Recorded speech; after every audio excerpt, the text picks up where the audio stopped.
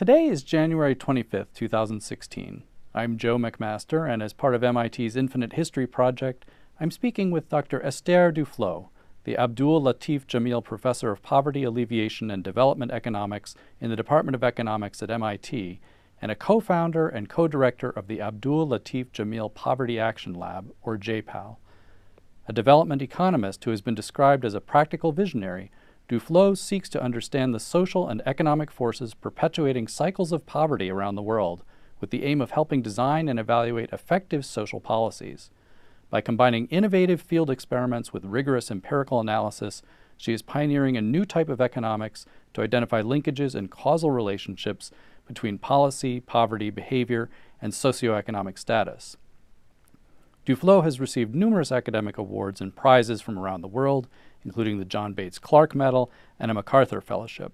Professor Duflo holds degrees in history and economics from the École Normale Supérieure in Paris, and a master's in economics from the École Normale and the École Polytechnique, and a PhD in economics from MIT. Thank you for speaking with us, Dr. Duflo. Thank you for having me.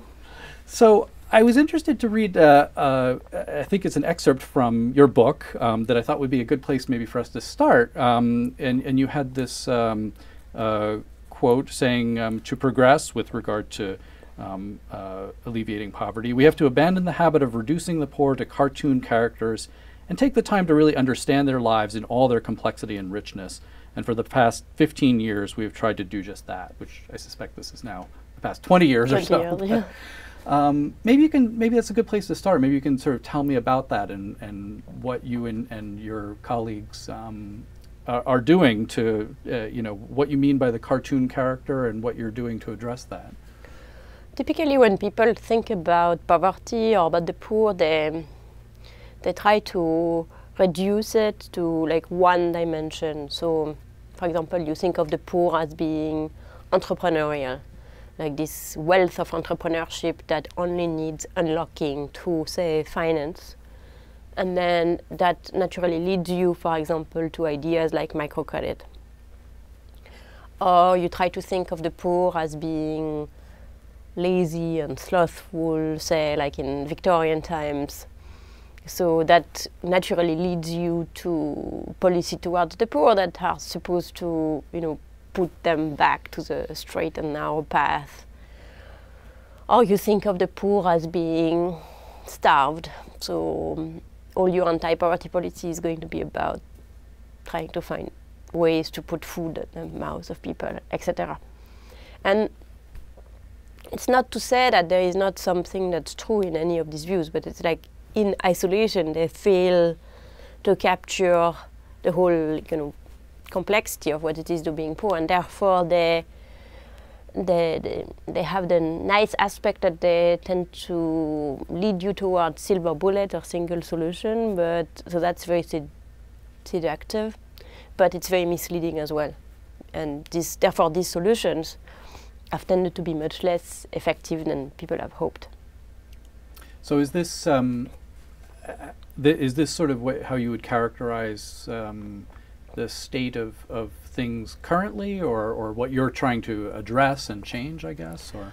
Well, even before we started working, academic economists, I think, have always had a probably more sophisticated view of what it is to be poor, but it is the temptation, I would say, that exists in the policy domain or in the media or in the press, or to fall back onto one of these kind of fad. So I don't think this is necessarily just a problem of poverty. Other policy-sensitive domains have the same kind of feature, that you tend to go towards like one very simple characterization and run with it. But poverty is certainly like that. So it's a kind of a permanent running against the tide type of project. So picking up on that, how do you address this? How do you try to go against that tide then? Well, by bringing up a somewhat more sophisticated view of what it is to be poor, that try to integrate these different elements, these different constraints under which the poor are operating. I think, like, our working way of, our working hypothesis, our starting point is that the poor per se are no different than you or I, except for the fact that they have less money. But having less money changes many things about how they function. So first of all, it changes the opportunities that they have. For example, someone who is poor may not be able to have access to credit, or someone who is poor might live in an area that doesn't have a very good school, so won't get as good an education. Second of all, it changes the way that they have access to information, and therefore what they even know about the world compared to what we have. So they might not know, for example, the benefits of education. They might not know what's a good line of business or a bad line of business, to continue on these two domains. Also, perhaps more subtly, it introduces some changes on the way that people perceive life itself. For example, being poor, you might always be distracted because you think that there are some big issues at home that you can't fully take out of your mind, and that we wouldn't have if we were richer, because, for example, if you're poor, you don't have drinking water, so you need to always keep in mind that you have to have collected enough water and boiled it, for example. Or if you're rich, you would take the water from the tap. So that is also a very important part of it, is that the richer one is, the more one is protected against risk that comes from outside, as well as one owns imperfection. And the poor people are basically on their own to deal both with these outside factors and these inside factors. That's another very defining feature of poverty. So I've just scratched the surface of different consequences of being poor. You can't look at them all at once. Obviously, when you try to work on a project, an intervention or a paper, you're going to focus on one aspect. For example, you're going to think, well, let me think about how one would address imperfection in information, and what are the benefits of education, or what kind of careers are good careers, etc. And then you zero in on those and you try to do a good job on those, but you never forget the perspective that you only have one part of the thing, and then even if you have a great information experiment, that's very unlikely to be the beginning and the end of everything you'd want to do. So that's sort of the way we try to do, is really much go into the detail and looking at one thing in particular without ever forgetting that at the end it's going to need to be integrated in a more complicated picture. So what would be, I mean, I'm sure there are probably many examples, but what's a particularly good example of a case or a study you've done that would illustrate this, do you think?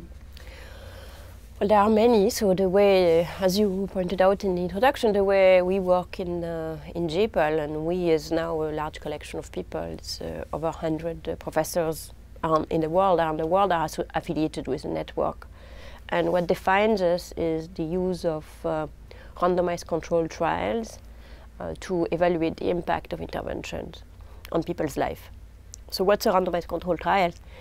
The idea is very much similar to the clinical trial for a drug.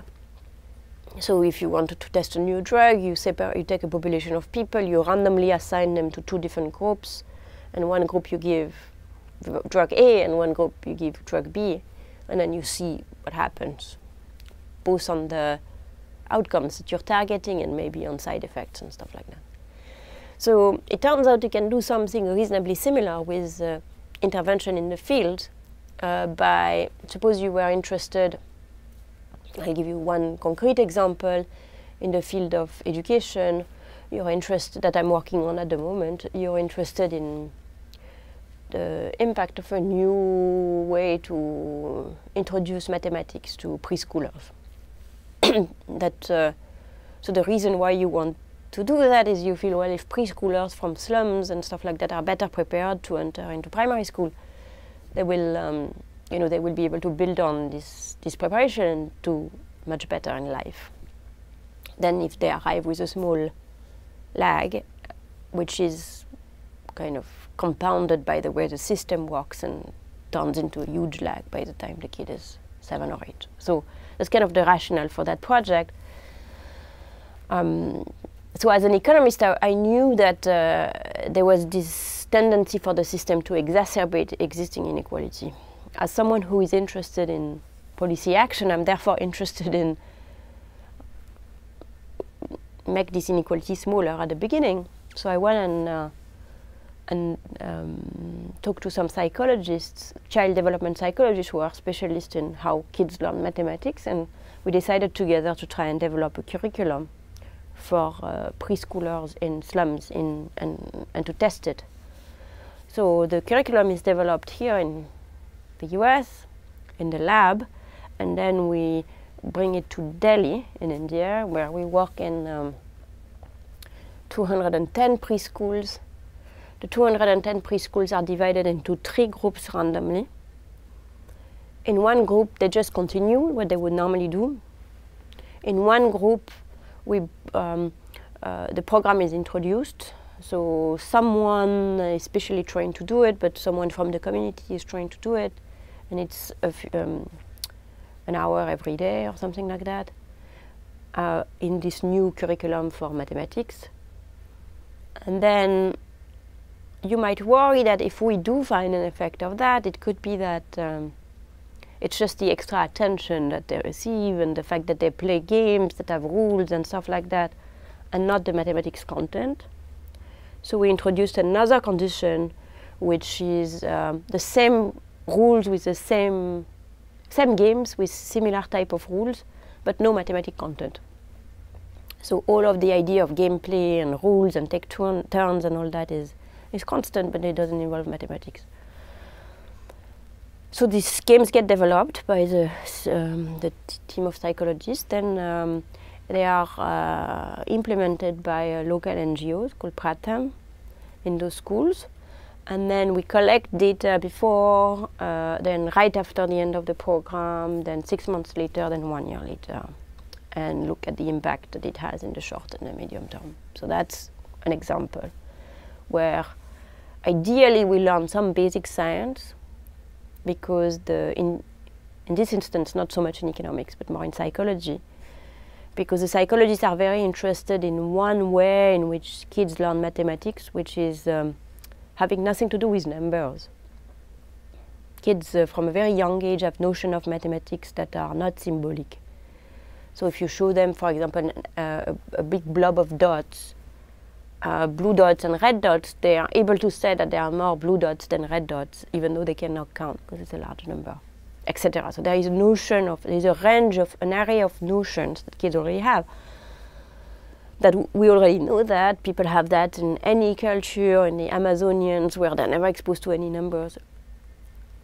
And they have this presumption that if you train these capacities, then it will be provide a firm basis for the learning of symbolic elementary school mathematics. So finding out whether it does or doesn't brings us something for basic science. At the same time, if it does, then it can form the basis for a curriculum that can be replicated and scaled up. And we know that it works because we've done it on a large scale. It's not lab experiment. And then if it doesn't, then you also know that, okay, that's not the way, but we can go back and think of another way to introduce the preschoolers to mathematics. So that's kind of an idea. So is this, and this is one you mentioned is sort of ongoing now? Where are you in the process? So we completed the first phase. Where what we found was very interesting. We found that we definitely can train these notions, like the kids become much better at non-symbolic mathematics in the short term, immediately after the training, and that persists, very persistent. On the other hand, there's some improvement in the notion of the ability to manipulate numbers and the like in the short term. But it doesn't persist when kids have left and gone to regular schools. So it seems that on its own that bridging is not happening. So we have learned something important. And now from a policy point of view, what we need to do, and that we are doing now, we've developed a new range of games that explicitly does the bridging. So start by the training in non-symbolic mathematics and then moves from that to addition, subtraction, with numbers. So we are now, that is in the field at the moment. So. It sounds like, I mean, there's obviously an enormous amount that goes into this. I mean, the things you've just talked about of sort of developing this curriculum and then implementing it and studying it. And I mean, can you give me a sense of the scope and the size of JPAL, the reach of it? I mean, it sounds huge. So JPAL is very large. As I said, there are over 100 affiliated professors around the world. Together, they have, I think the current number is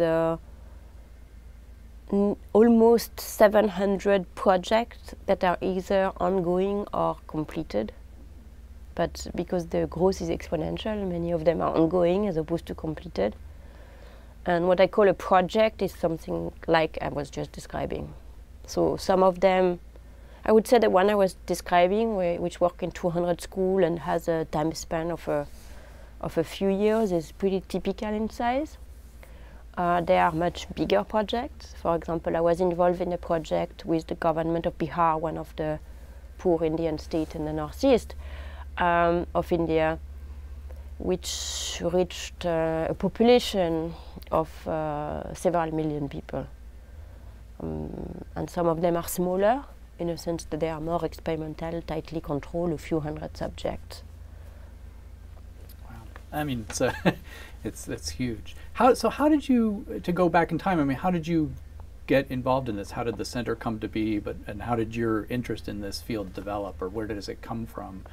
Obviously, of course, you grew up in France, and where did this interest come from? So I grew up in France, always being interested in poverty, as far as I can remember, being a bit fascinated by trying to understand poverty and make sense of it, and maybe with this very cartoonish view of poverty that we talk about in the book, but definitely it was something that was with me. And this is really why I decided to study economics eventually, after some detours. When I finally decided to do economics, which was roughly when I started to do the master's degree and then came here for my PhD, it was with the view of doing something, tackling this issue. And from the beginning, I was interested in to do very empirical work, very applied work. The idea of using randomized control trials in the evaluation of the impact of policies and interventions was there before. It's been done in the US for many, many years. In fact, it has always continued, mostly in the evaluation of welfare reform and welfare-related topics. Also a little bit in education and criminal justice. So it was there. And when during my PhD, I was not doing that, obviously. As a PhD student, I had no way to get that going. But a few people, including Abhijit Banerjee, who is also from the Department of Economics, and Michael Kramer, who was in the economics department at MIT then, and has since then moved to Harvard, were starting to introduce it to development economics. And I was watching them, and at the same time doing sort of more classical economic stuff, applied work, but with existing data, etc. And then quickly became convinced that that was the way to go, and that that's what I should do. So as soon as I got my degree, I kind of shifted to doing, started my first few experiments, tried to understand how it works, etc. And a few years into that, a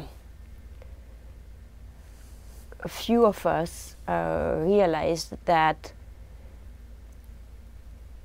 if we wanted to have policy influence as opposed to just research influence, it was very important to have a shell around us. So Poverty Action Lab is more a network than a center. It's not your traditional research center or lab that's used to take money in and then kind of give it back to people, although it does some of that. But it's mostly a platform where people who work with this kind of methods can share their results in a way that's very accessible to policymakers, and we have a staff that is devoted to this, to spreading out and to also spread the idea that that can be useful for policymaking, both the process of going through an experiment and of course the results. So that infrastructure is the reason why we thought we needed Poverty Action Lab. And so a few of us got together with support from the MIT administration, from our department, and then we kind of launched the lab. At the time, it was, I think, 8 affiliated professors, already from the beginning, not just MIT, and then it grew from there. Yeah. Were there moments, were there things, I mean, you said you, as a child, you were interested in poverty. I mean, were there things, experiences, I don't know, things you read as a child that interested you, made you interested in that topic? So it was it was a very kind of present topic in my household because my mother is a doctor, pediatrician, and she was involved in a small NGO that dealt with children victims of war.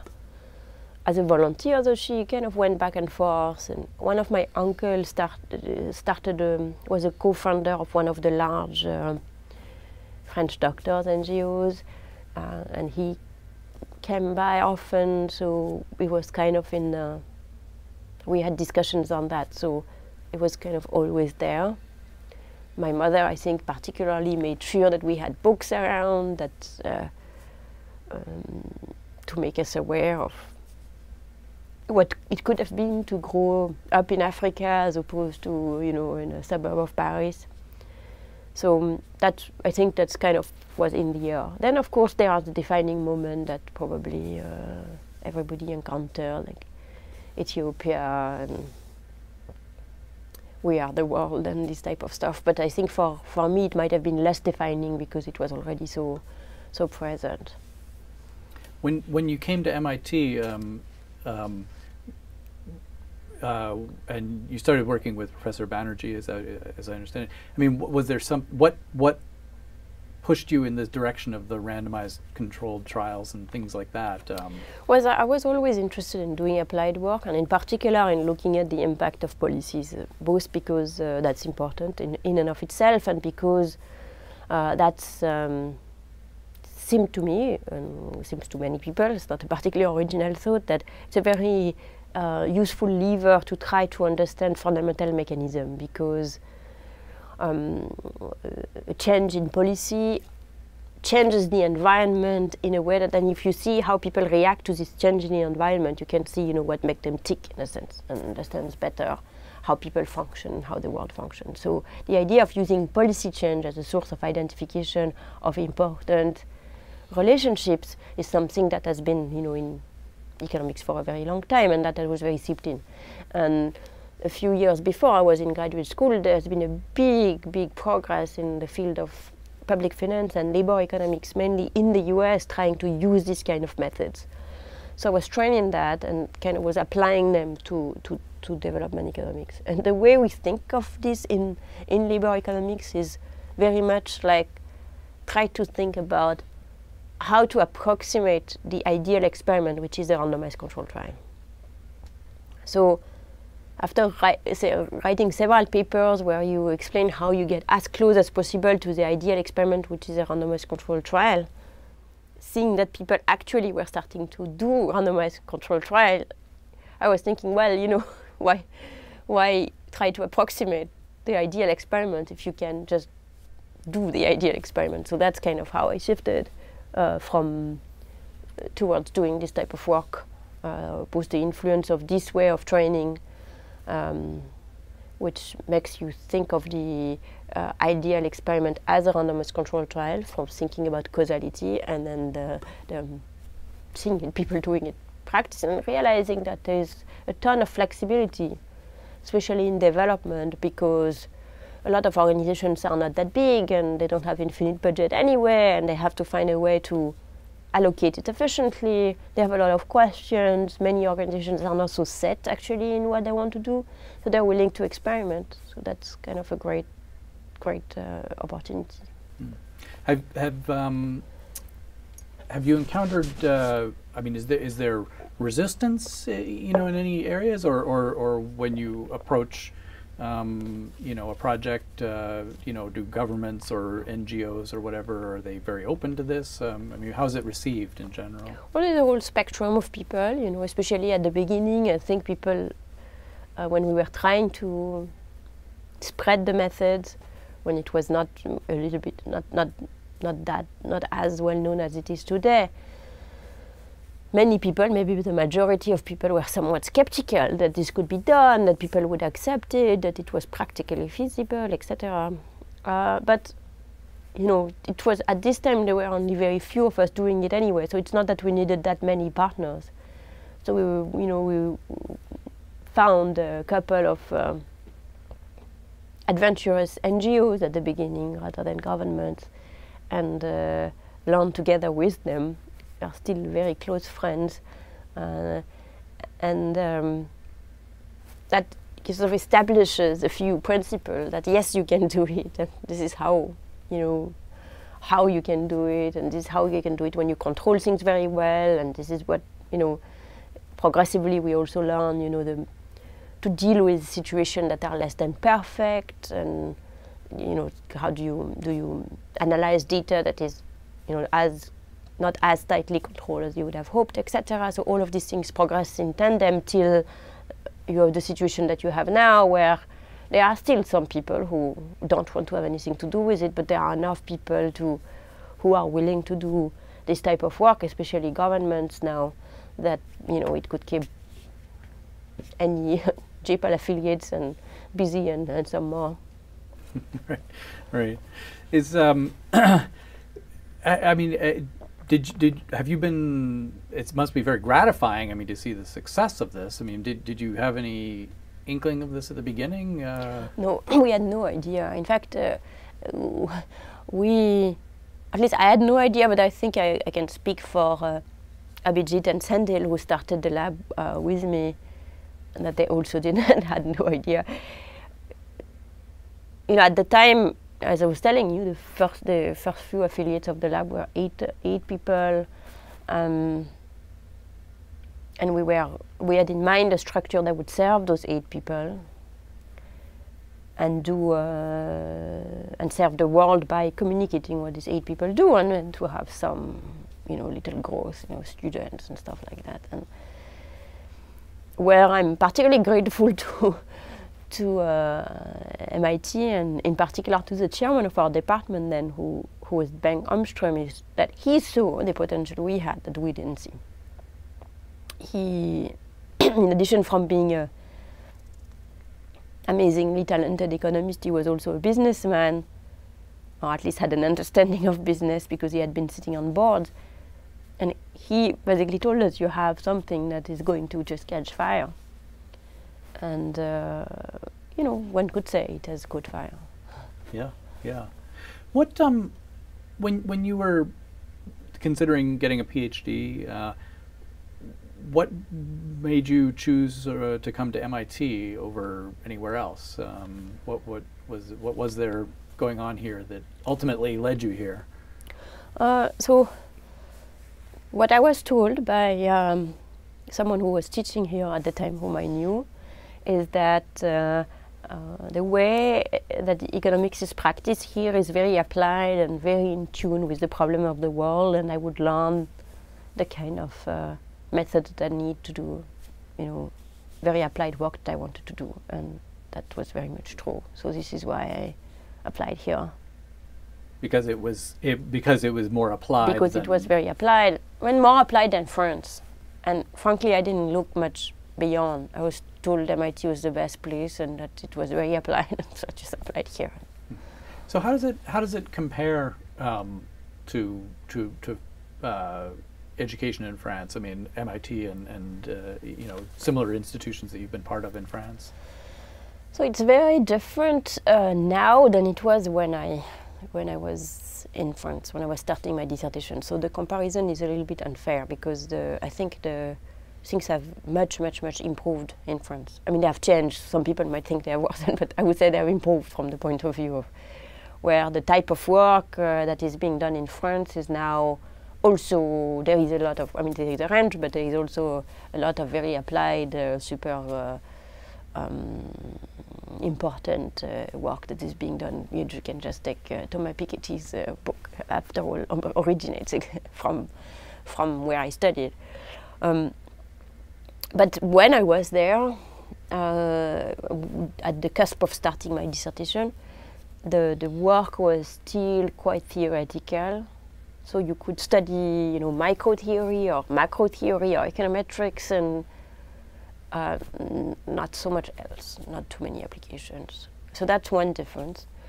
Another difference, which was then at the time, and I think is less now as well, is that France is very hierarchical, and you know, professors don't make too much time for students, and maybe you'd never really meet your advisors or not frequently. You have 1 year of coursework and then you're on your own to figure out what your big opus might be. I didn't feel ready. I felt that I needed like an environment, and MIT provided that, you know, in those. So that was there's absolutely no question that I could have done anything or even thought of anything like I ended up doing if I had stayed in France at the time. I think there is also no question that this has changed, in the sense that someone could now stay in France and do good work. But there is also no question that MIT is the best place anywhere in the entire world to be a graduate student. It's still true today, precisely because of this completely open relationship that exists both between field of economics and between people across ages. And, you know, and the only thing that matters is what you have to say. You're not going to be protected because you're a student, or you're not going to be protected because you're a tenured professor. You just have to say a reasonable thing. So that's a very exciting environment to be in. It was then, still is today. Mm. Yeah. Do you have any thoughts about where that comes from? I mean, is it? I mean, you know, of course there are things about MIT, I guess, that one could point to way back. But I mean, just in your mind, I mean, what creates this kind of environment? So I think we have a huge amount to thank Bob Solow for, and Paul Samuelson to some extent. I think they started the culture that we inherited, and in particular Bob Solow. I just overlapped with him a little bit when I arrived as a student, and he's just a wonderful individual. And he modeled the whole environment of the department around his wonderfulness. So he had some ideas, for example, this lunch seminar. Now everybody in the world has copied them, but we had them from the very beginning. We have tea discussions also in the field. Completely open, where the idea is that the free discussion of economics is what matters, not who you are, etc. Among the faculty, there is also no hierarchy, so it's not that the power belongs to the older people. In fact, they purposefully withdrew when they were still very active as researchers, but as decision broker within the department, to let the younger generation. The younger generation, when they became old in turn, decided that it was good enough for Solow and Samuelson, it's good enough for me, and they did the same thing, etc. So some of that culture is passed from time to time. I think it's also a small department, and therefore it works like as a family. It doesn't have a tendency to divide. And finally, it's a department which puts the training of graduate students at the very core of its mission. That means we treat the graduate student well, which means we get the best graduate student, and also it keeps us, honest, because it forces, the graduate students is where you get a mirror of what you teach. Like if you're not doing exciting stuff, they won't be doing exciting stuff, and you also, get pushed because that's where the idea are. So I think all of these reasons is why the department is a very unique place. And I don't think I could have done what I've done in the sense of, diving into these randomized controlled trials when I was just out of graduate school without the support of the department, where I had a sense that I could do whatever crazy thing I wanted, and they were going to support me. Now, and the Department of Economics, of course, is within the School of Humanities and Arts and Social Sciences. How does being in that school play into this? Is that part of the culture there too, would you say, or not all that much? I would say. I mean, it's a little bit its own island.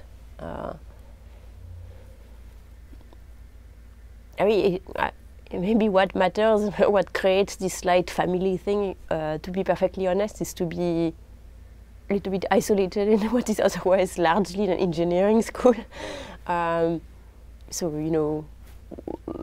MIT as an institution is quirky. The economics department within MIT is quirky for being kind of not at all. In most institutions, economics is kind of where students go. For us, it's like they might never even know about us after 4 years in this place. Right. A little off the beaten track, yeah. As it were. Yeah. Let me just see where there's what kinds of things are you working on now, or what kinds of things? You've mentioned one, but there clearly are many others. What kinds of things are you particularly sort of excited about right now? So I'm very excited about this collaboration with the psychologist I was discussing before, as I hoped you gathered from my description of it. I hope you found it exciting too, both because it's totally new. I had to learn psychology. I went to a summer school in psychology last year. It was wonderful, to learn new stuff, like great field. Also because it has, I think, at a methodological level, it has the potential of replicating for psychology what we did in economics. So make them much more field experiment based, which they are not today at all. So it has a chance to have some, and to do some disruption over there. And of course, first and foremost, because I think it's important and it can really make a difference in the life of many kids. So that's something I really love. Another set of things I'm really excited about in a very different part of the spectrum is this is working with governments to run projects with them, where typically the objective is to help them do what they want to do anyway better. So governments are very large bureaucracies, and often even if there is an idea at the top that they have decided that they wanted to implement, there's any number of issues that crops along the way. Transmission of information, transmission of incentives, potential corruption, stuff like that. And I find it very interesting to work with the government to do experiments on how to implement policies. So the project I was talking about that we did in Bihar was a very large sample. I was working with them. There is a social welfare program in India, which is a workfare program. So you're entitled to go work for the government if you have nothing else to do at a minimum wage. For each family is entitled to 100 days in the year. So that's very nice and well, but if you want to make that possible, then there have to be work site where people can go, and there have to be money that has to be transferred to people, etc. And of course, all the money for that comes from the center, but all the implementation is done at a very local level. So there is this kind of basic plumbing question, if you will, which is how do you transmit the money from the center to the local level? And that might sound technical and financial and boring, but it's very important. All the programs in the world face this issue, that the money is there and it needs to go there, and sometimes the pipes are leaky, and how do you make them less leaky? Typically, the way these problems are solved is that the local government gets an advance, and then when they spend it, they ask for, they kind of justify more or less well, more or less completely, and they ask for some more. And the problem, of course, is that they will have a tendency to take some along the way. So they are monitored by the level above, and the level above is monitored by the level above. So you have a whole hierarchy. That hierarchy creates its own set of problems.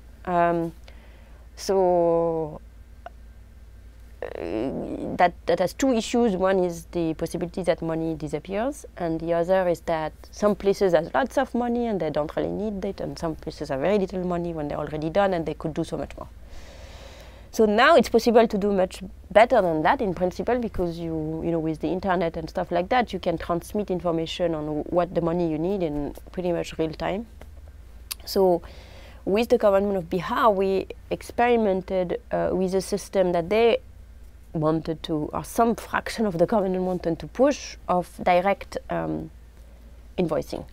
So instead of getting a whole, advance that I spend and then ask again, is when I need money to pay someone, I say, hey, Joe just worked for me for 2 weeks. Will you please give me, $1,000 to pay him for these 2 weeks? So the invoice can be transmitted electronically to the central bank. You can send the money. So we tried that.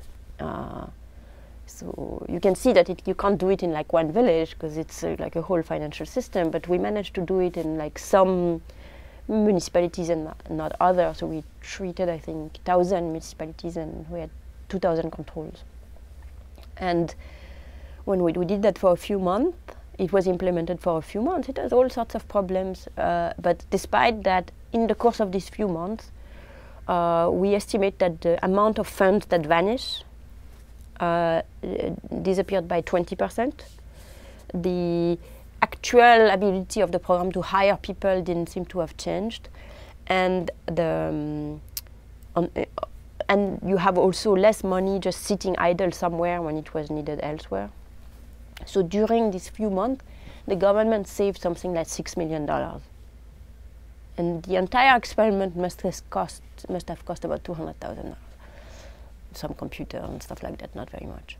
So I find this type of work really exciting. We have a partnership with the government of Tamil Nadu in the south of India, where researchers can come and work with different departments to propose programs which are usually of this nature. How can you do what you're doing already better? And it's a completely different conversation. Of course, it has impacts, hopefully immediately, but also, I think more deeply, it contributes to create a culture of learning within the government that can,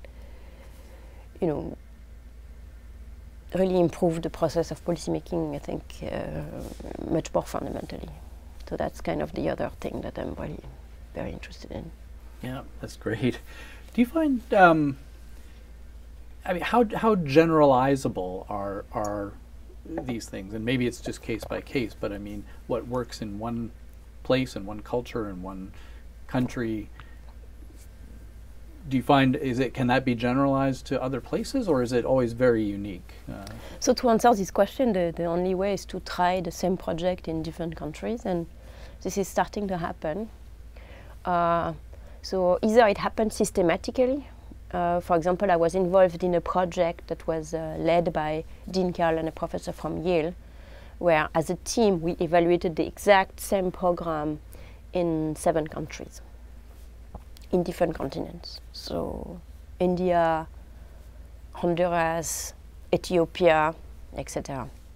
So this was conceived from the beginning to be done in all of the countries at once. So once you do that, you can really answer the question you're asking. Or sometimes another way it can happen is that because so many people are running projects, you just have to kind of put it together. So for microcredit, because I edit a journal, it turns out that I saw many studies pop up, and I could kind of grab them and put them together in one issue, something you can answer your questions, whether your answer differ. I'm then going to answer your question. And finally, my hope is that we can do that a little bit more systematically, because the issue we have now is that it might be that for many questions it's possible to answer the questions you ask, but we don't know, because there is a study here and a study there and a study there, and the results are not necessarily published because maybe it didn't work someplace, and things that don't work are less likely to be published. So something that I have been working on is create a registry of experiments where people can write down that they are working on such and such issue in such and such country, so that when all the results come in, and hopefully they're putting reports or whatever comes in, so that someone can then take all of the projects on a particular type of intervention, say remedial education, across countries and answer the questions you're asking. Now, for the few examples where we know, I would say the extent to which things generalize, results generalize, is surprisingly high. And I would have thought that there would be a lot of context dependence, and there might be many questions for which there is. But for example, for microcredit, it universally doesn't work. For the program that we looked at, where we did everything together, which is an asset transfer. So if you want, it's a microcredit, but you don't get the loan back, and you provide some support for people to help to take care of that asset. That seems to be, across the board a huge success. So both in the case of one failure and in the case of one success, we seem to have a fair amount of generalization. But I think it's pretty early days to say. And I think it's going to be application dependent. Some things will have more generalizability than others. You mentioned the microcredit example, and I remember a few years ago that was very much in the press, and it was held out as a great hope for many situations. Have there been things that or others that well, I'm interested first of all in what happened with that, because you say it wasn't a success, but also, I mean, have there been outcomes that have really surprised you? Things that you sort of thought, going into it, I really would have thought X would work, but boy, I never saw that coming the way it turned out. Oh yeah, there are many surprises. I think I'm not the person who has the most strong views on things. I mean, I have strong views on how to find things out, but I don't have very strong views on what results might be. I'm a bit of a caricatural economist in this way, like on the one hand, on the other hand. So I can usually persuade myself either way. I remember when I was in high school in the philosophy class, the textbook was presented that for each topic you had on one page one text that argued A and one text that argued the opposite of A. And I remember being very distressed by the fact that I've always been convinced by whatever I was reading. So in that sense, personally, I'm always capable, or too capable in a sense, of seeing both sides of an argument. Therefore, I don't get surprised very easily, at least by science.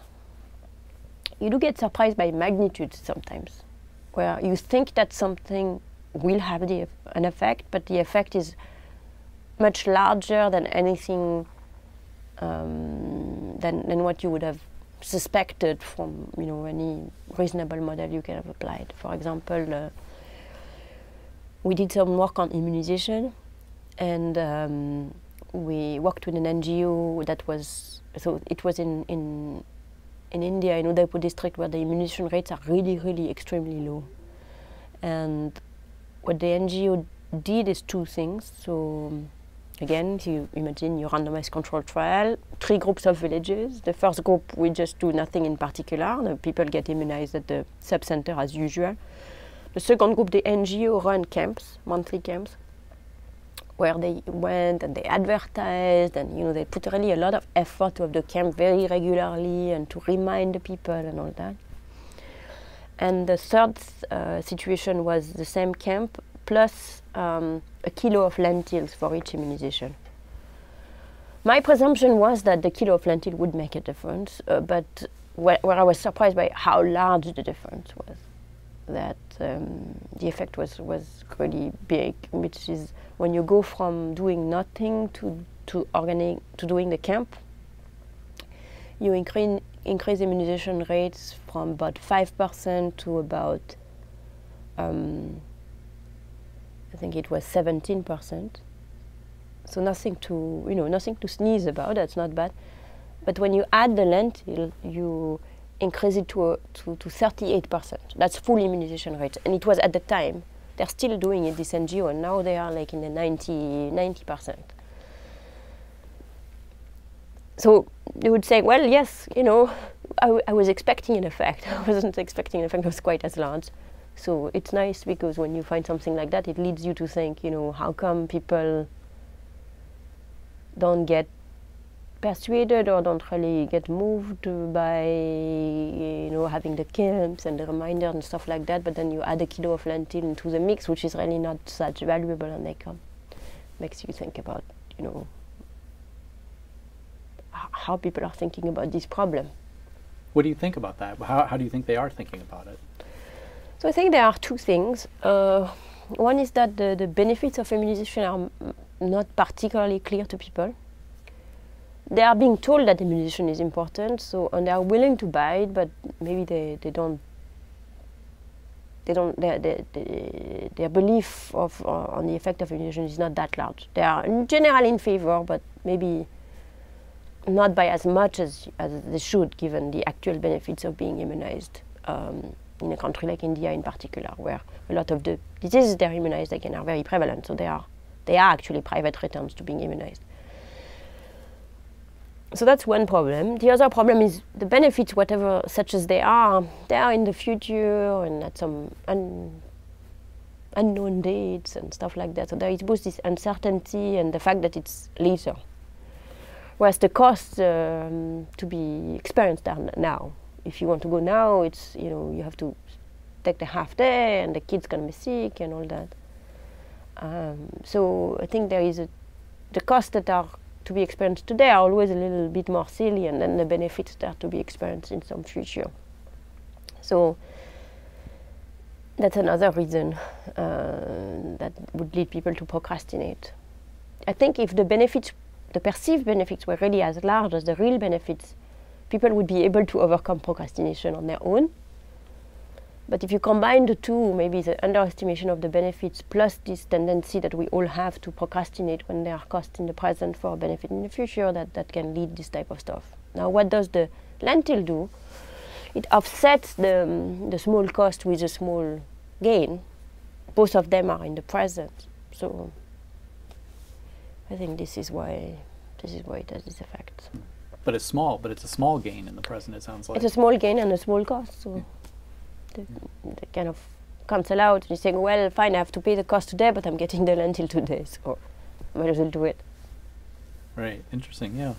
One thing I wanted to ask you about too is digital learning, and which MIT, of course, and many places, have gone into. And what's been your experience with it? What have you've done some classes that have been taped and whatnot, but tell me about what's been your experience so far? So I've invested a lot in it. We have invested a lot in it with my colleagues in the development groups at MIT and in JPAL. We have invested a lot in it because we think that in these MOOC classes, because we think that that's a way to reach many more people for what we do, who feel that clearly we need to reach people outside of MIT and who cannot come to MIT. And so we see this as, in the course of what we do, we train a ton of people because we have so much staff. We have hundreds and hundreds and hundreds of staff around the world working on this project, and we spend a lot of effort teaching them. And we saw the MOOC idea as a way of both making this training easier, making the training of others to do randomized evaluations easier, that they don't all need to come to MIT for executive education class, and also a way of kind of pulling it together. So we're kind of working towards, we hope towards some, at least a MicroMaster idea where there will be a suite of courses that people can take and recognize the competence. And so far we have already 2 that have had a run, and it's been very gratifying because people are pretty the completion rate have been very good, and so people seem to be really liking it and we did an introduction class that in principle everybody could take, and a more demanding class, and even with the more demanding class we had a very good follow-up. So how have these worked? Have these been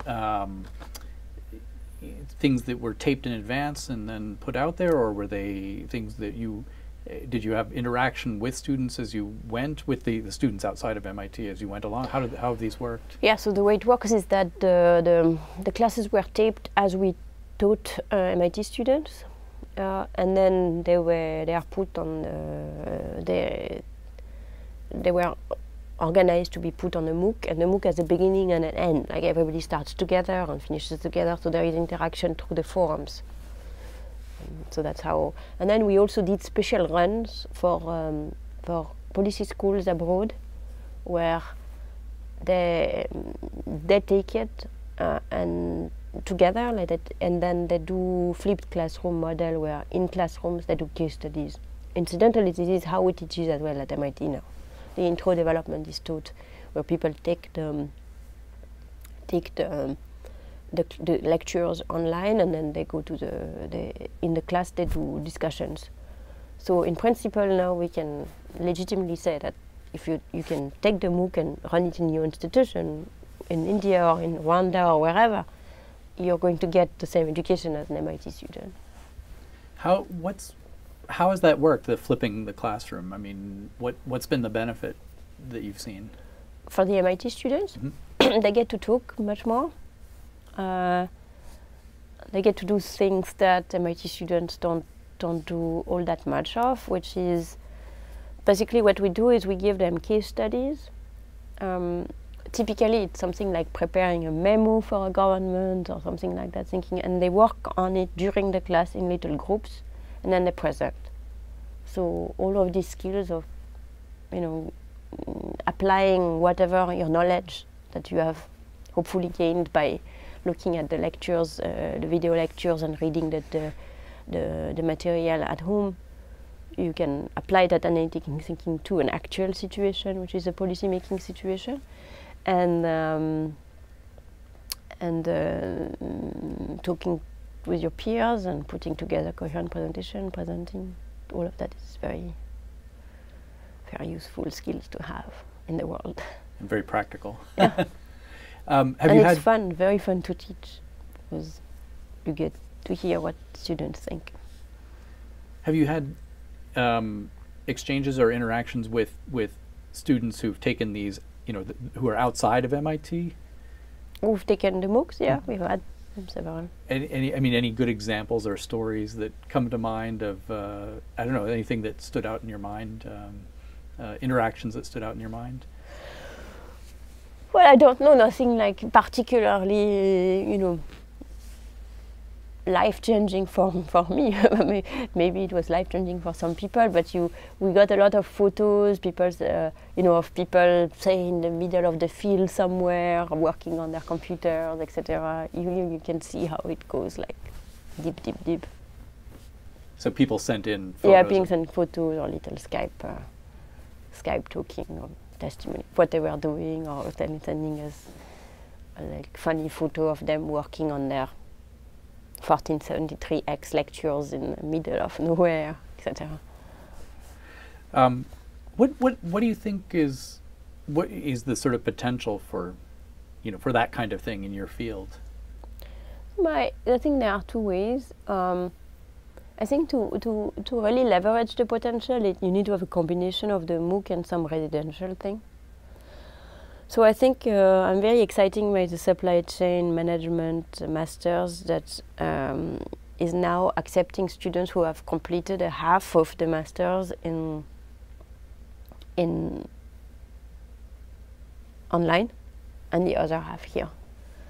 That I think is truly revolutionary, because that's a completely different way of having an intake of the MIT students in a way that's, you know, open it as a potential to open it up so dramatically.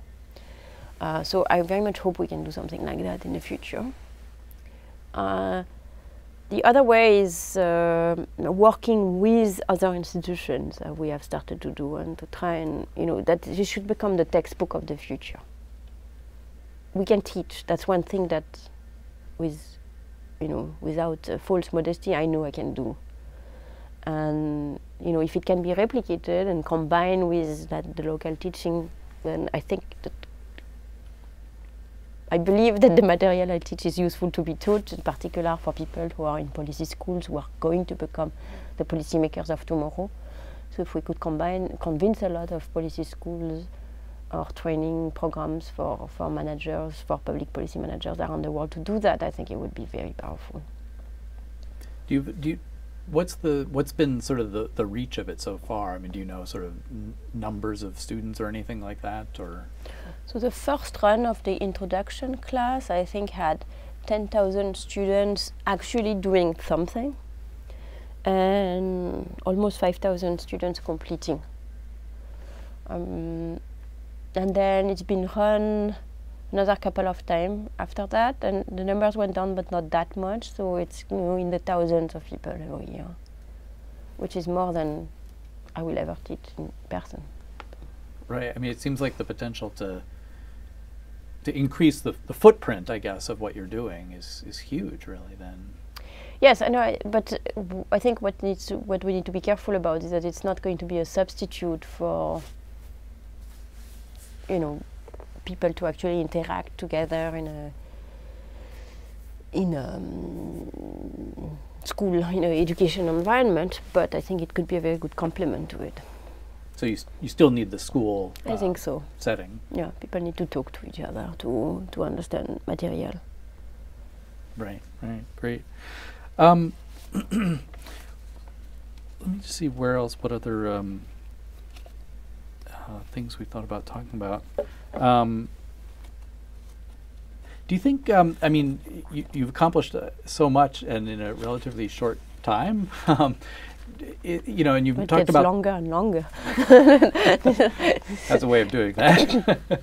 And you mentioned sort of the strength of your department being kind of like a little family, and it's somewhat, I'm just curious if you have thoughts about sort of MIT as a whole, and you know, whether that has, are there things about MIT that have, as a whole, that have kind of, you know, helped along the way this way, or, you know, things that strike you as unique in your experience? And you've also been, obviously, you know, you've seen lots of different parts of MIT. You were a student here and now a faculty member and whatnot.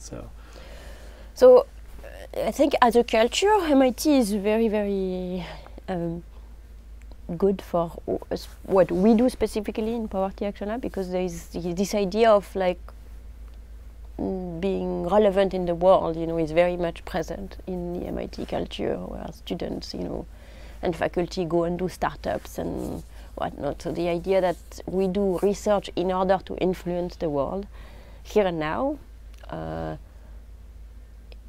it has to be good research, but it has to, you know, the practical applications are never far. I think it's so much ingrained in the culture that it made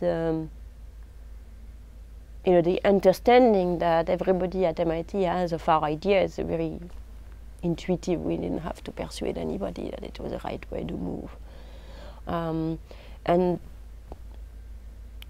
the implication of that is, as a practical matter, we got a lot of support from the beginning. When we decided to start Poverty Action Lab, it was with the Institute support, and then when it was with Institute support that we could attract the generous gift from Mohammed Jamil that gave us an endowment. So that was, someone had the vision to make that happen. This someone was Susan Hogfield at the time.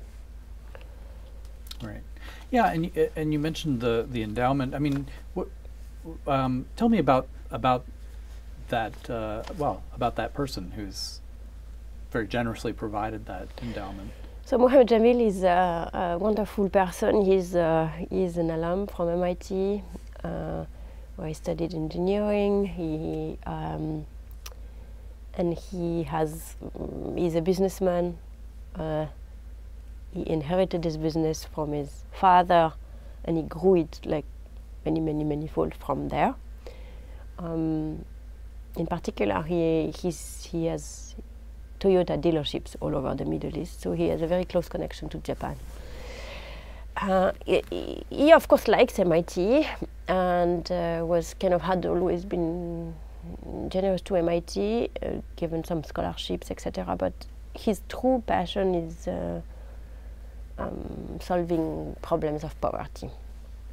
And therefore, once he found out about us, because we were put on the cover of the Spectrum magazine, he asked to meet us.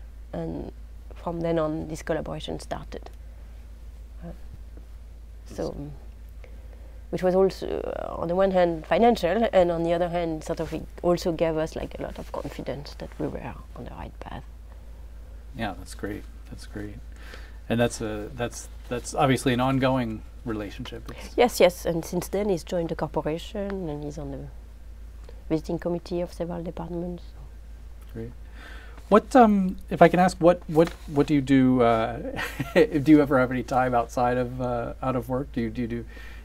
So at this time I have 2 little children. So when I'm not working, I think I am hanging out with them, and when I'm not hanging out with them, I'm working. So that's mostly that. We love cooking and eating, so that's another thing that we do as a family, although I'm not the cook. I'm the assistant cook. And yeah, we kind of just spend time together. A 2-year-old and a 4-year-old are permanent entertainment. In some past life, I used to do a lot of hiking and climbing and running and that type of outdoorsy activities. Right. Let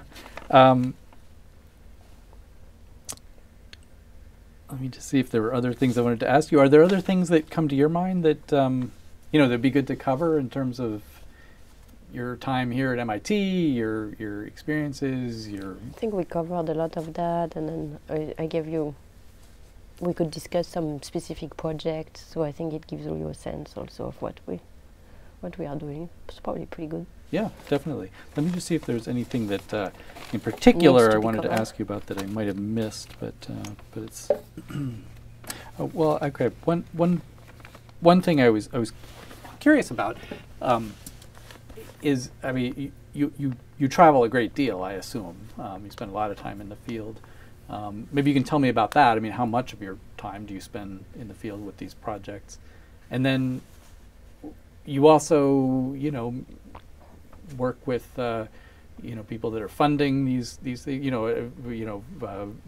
go from one extreme to another, it sounds like. So I'm just curious what that's like. Yeah, so I travel less now because of the 2 babies, and I really miss it a lot. I really love being in the field, and this is where I feel I get all my ideas, etc. And when I don't go to the field for a long time, I feel I'm becoming rusty.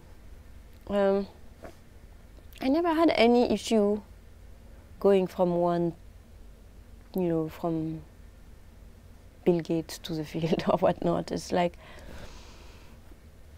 in a sense, I mean, these are very different circumstances, but with everybody you can reason. I think what makes me very uncomfortable is situations where you can't argue a point of view, and you can't bring evidence or something like that. So I think I might find politics absolutely unbearable, and there I might, if I were into real politics, there I might suffer the contrast between life in academia and moving into the machination of politics. But I avoid that, and within the rest of my life I feel that, you know, if I am in the field and I just talk to people and try to understand how they see the world, why they see it's like that, I feel I have an intellectual conversation with them. And then I come to MIT and I listen to a seminar, and it's an intellectual conversation we have with the person, and I go to a donor and I try to have an intellectual conversation. Sometimes it fails, but you know, generally you manage to get through. So at the end of the day, it's not that different. The circumstances might be quite different. Great, wonderful. Well, thanks so much for taking the time to You're very welcome. do this. Thank you very much for having me. Yeah, wonderful.